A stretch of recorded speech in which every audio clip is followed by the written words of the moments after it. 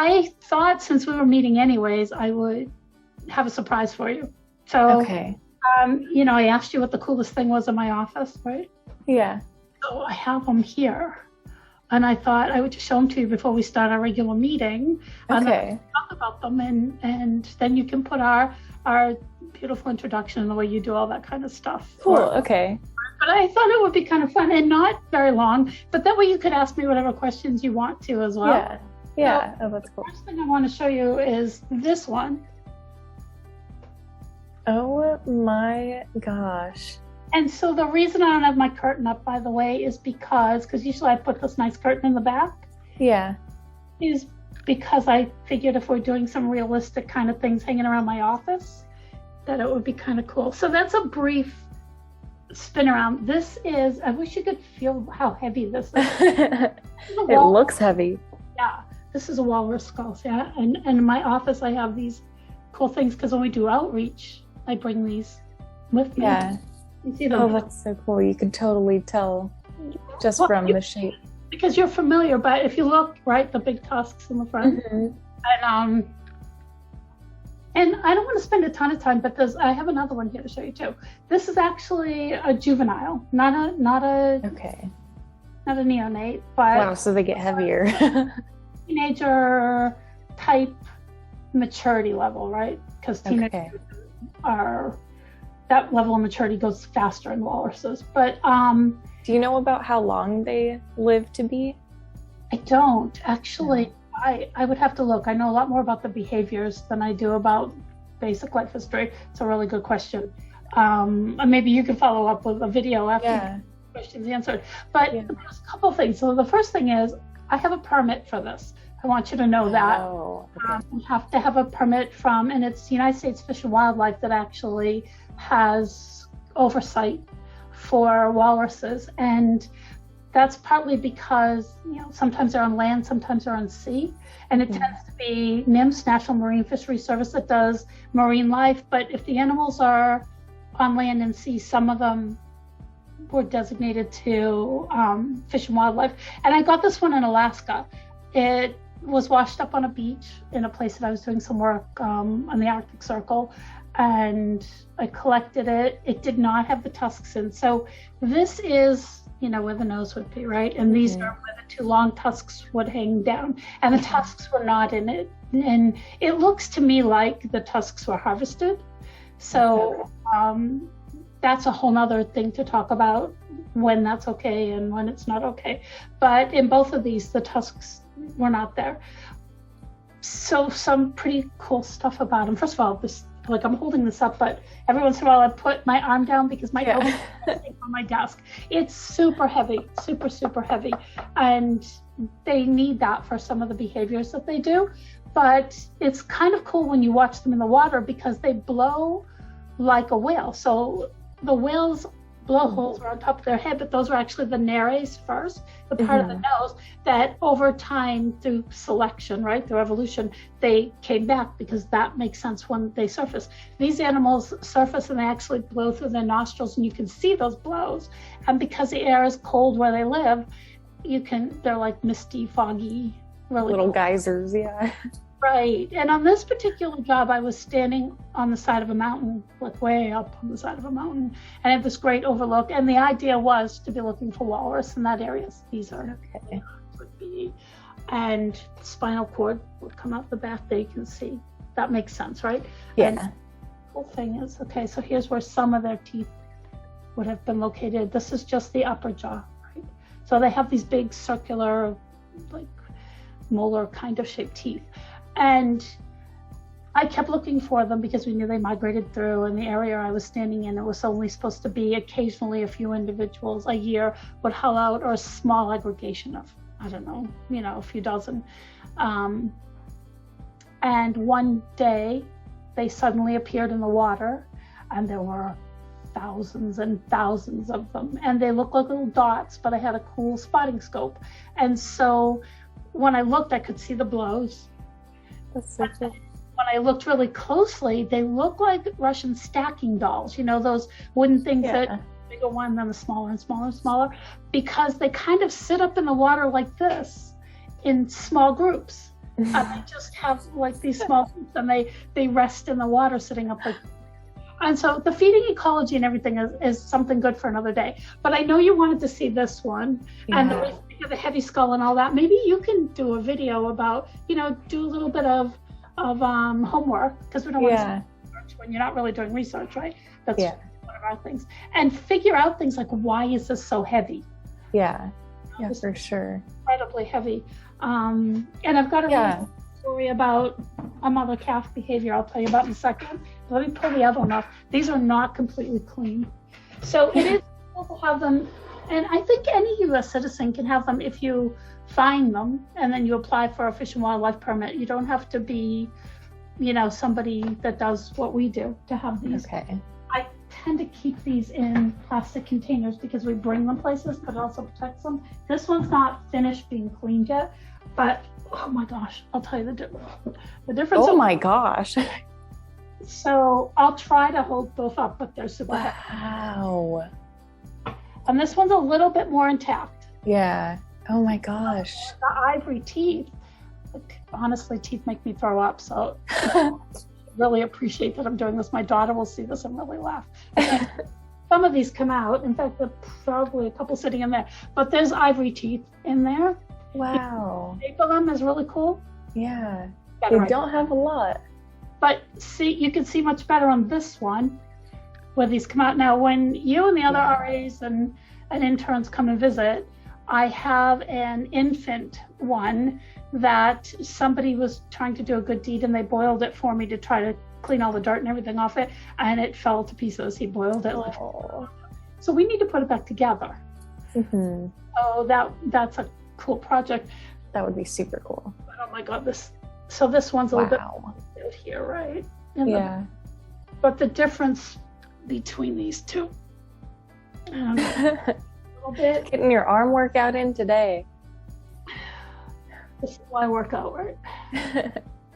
So I wanted to show these to you. I thought it was really kind of cool for you to see some of these pieces. The way it is really cool. So you should look that up and check that out. Why their skulls are so heavy. That's got to do with some of their behaviors as well. But sorry, I'm disappearing on you. I just need a place to put the little one down, and it's on top of the other one. But I'll just tell you one cool story, and then we'll just wrap this up. But I want to do more of these videos, and I thought it would be a fun way to do this to start our morning. Yeah, no, I like that too, because then you get the whole element of surprise. I haven't seen that before, so it's all totally new. And it was something you told me. I asked you, what's the coolest thing you want to see in my office? And then you were like, I haven't seen your office because you're a COVID, initiate in this whole thing. So I kind of spun around my camera a little bit and told you what was here, and you picked out. So I thought, this could be fun to do that. And but my favorite story, I honestly, if I had been introduced to walrus behaviors before whale behaviors, I might have made that my primary focus. It would have been a tough decision. Wow. That says, me. That's major, yeah. And I really hope to continue to do walrus work someday. Now, you remember when we had our whack-a-mole conversation that I said I am really glad that I am in the Caribbean, but that I would dress up to go see walruses, and I still would. When I was up there, I bought a huge 3X bib winter ski overalls. So the hem was like this big because they were not meant for somebody. I'm sure, I know most people can't tell from here, and you probably don't even realize I'm really short. So I would wear, because nobody could tell what I was wearing underneath, I would wear my flannel pajamas with my leggings and my clothes. I couldn't, if I dropped my clipboard or whatever, I couldn't bend over to get it. Because I'm just not good at the cold. But I would do it again for walruses in a heartbeat. And I was up there I was monitoring for whales, all the cetaceans, and for walruses, and for polar bear. And the idea was that there was some work being done up there that resulted in putting sound in the water. And in the United States and most places around the world, if you put sound in the water, you could change the behavior of marine mammals, including endangered species. So, we can talk another time about the Marine Mammal Protection Act. In fact, I should probably add that to my list of things that I want to talk about. Sorry, let me write it down, because every time we talk about something, something else comes up, and I don't want to forget to do more of these. But so they needed biologists, marine biologists up there. And I knew about walruses, but this was really my first. I did this for a couple of seasons, and it was my first real in-depth getting a chance to be out there. And there were some Fish and Wildlife people that biopsied and tagged some walruses, so I got to see that. But the behaviors, that's my thing, right? The behaviors, gives us clues to figure out what's going on. So the area that I was in had the walruses supposedly were just transiting through, and some different things were happening, but it was a really good place between point A and point B, that they go back and forth between here.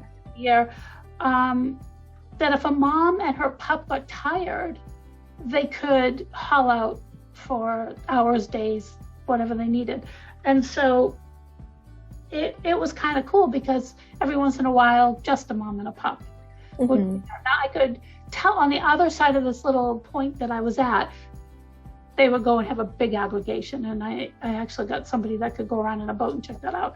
I didn't go over to there, but I like to look. I'm a low density area study. I like to look at individuals.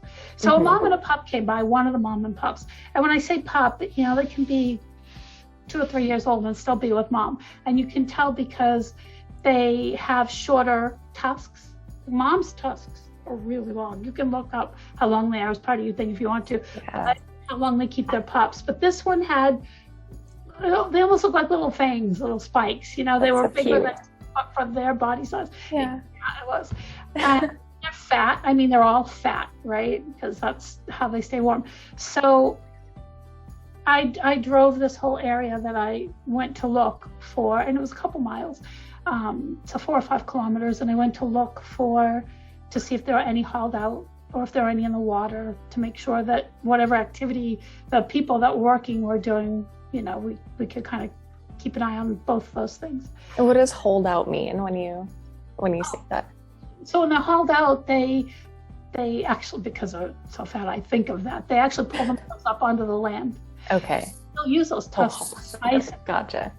No, it's a good question. Seals will do it. Most of the pinnipeds will do it too. So they pull themselves up on the land. But if you watch them, I mean, they're not meant to be on land. No. They're just fat. They are just really, really fat. And this mom and pup, the pup was obviously tired, because I watched them haul out, instead of just finding them already on land. And the beach that they hauled out on was rocky. So all the rocks were smooth, because they had been, tumbled a lot by then. Very active, energetic water place. And so they pulled themselves under there, and then it was sandy after that, but it had a decent slope, almost like what you'd expect for a turtle beach if it were a little bit warmer. And for people that don't know ocean dynamics, a lot of times on the coast we have what we call sets, where the waves will come, and then they'll come again, and then they'll come again, and then you get kind of a few seconds break, and then they do it again. And so that was happening there too on this cape. And the pup hauled out first, which makes sense, right? Mom's getting the pup out. So the pup pulled himself up, and mom was right behind this pup.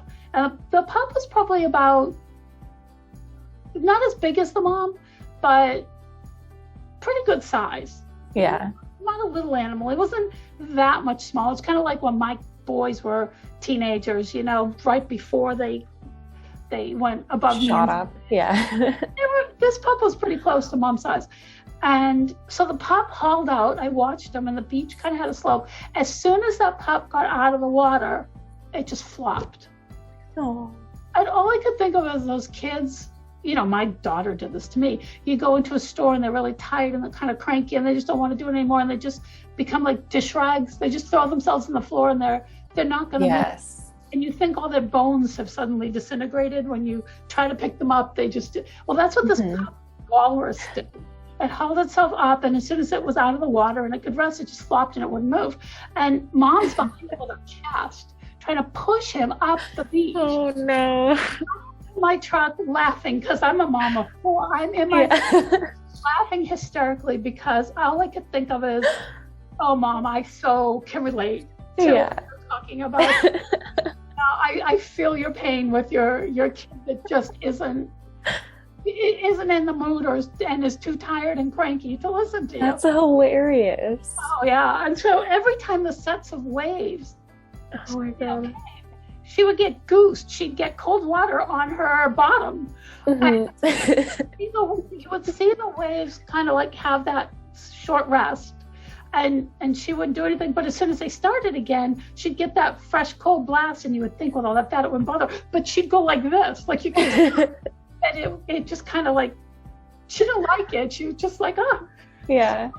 She kept trying to push, and I watched her for like 20 minutes or so trying to push, and that pup did not even react to his. It was too big. She couldn't. He didn't roll at all while they're pushing? Just flopped, and bones disappeared. Man. It was not, and it was too big for her to insist. So you can kind of imagine how big this pup is, but it's still. So anyways, I watched her do this, and watched her do this, and watched her do this, and I watched her get goosed, and I could tell she was getting really frustrated. And then finally, and this is when I lost it, I'm sitting in this pickup truck watching this whole thing, and I'm not that far from them, but far enough that I'm not bothering them. And I've got binoculars, watching this whole thing.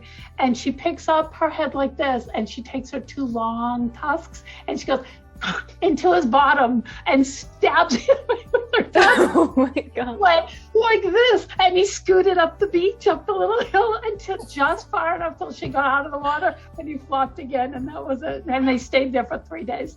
What an incredible thing to just witness. You just happened to be there at the perfect time.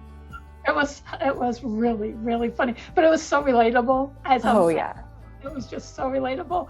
That's hilarious. They are so much like people sometimes, the way that they just do things behavior-wise. Pretty cool, right? So anyway, so cool. I wanted to show you these skulls because you had asked about them, and I thought maybe it would kind of tempt you to go look up, all those other questions, because I didn't want to make this a big long thing. But I just thought that's always my favorite walrus story, and because I study behaviors.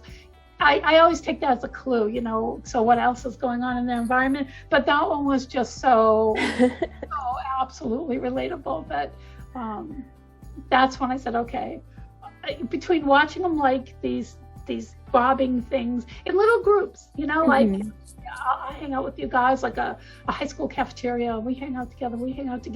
We're all in the same kind of area, but we're not really with each other. And they didn't mix a little bit, but not too much in there.